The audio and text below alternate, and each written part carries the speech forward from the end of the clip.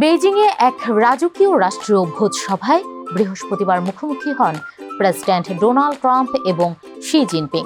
তবে সেই আয়োজনের খাবারের মেনু যেন সাধারণ কোনো তালিকা ছিল না, বরং তাতে মিশেছিল গভীর এক কূটনৈতিক বার্তা।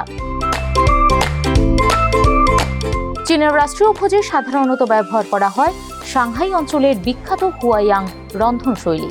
হালকা স্বাদ, নিখুঁতভাবে কাটা সবজি ও মাংস এবং ঋতুভিত্তিক খাবারের জন্য এই ঘরানাটি পরিচিত।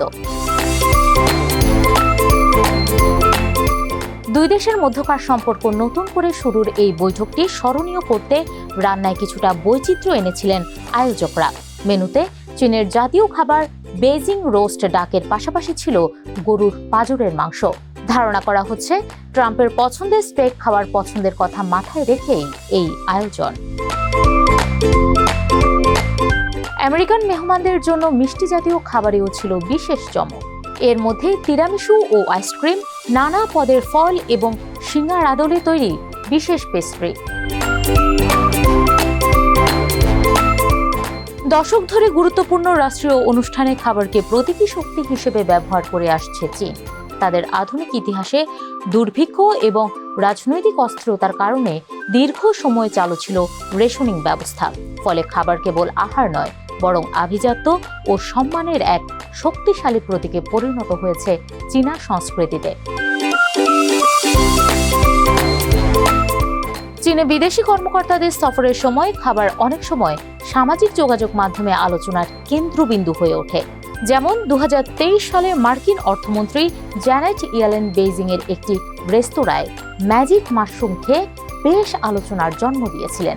আবার 2011 সালে তৎকালীন মার্কিন ভাইস প্রেসিডেন্ট জো বাইডেনের বেইজিংয়ের এক সাধারণ দোকানে কলিজা ভাজি খাওয়ার ঘটনাটিও জনপ্রিয় হয়েছিল বেশ।